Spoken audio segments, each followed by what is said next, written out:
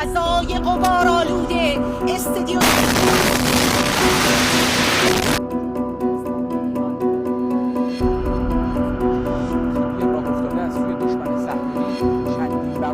موضوعات مختلف.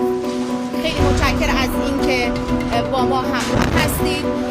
آنچه که ملاحظه می‌کنید تجاوز رژیم، آنچه که ملاحظه کردید، صدایی که شنیدید، فضای غبارآلوده استدیو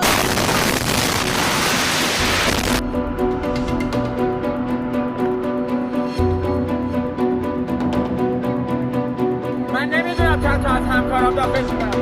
من طلبه اول بودم مبارک شد. نمیدونم چند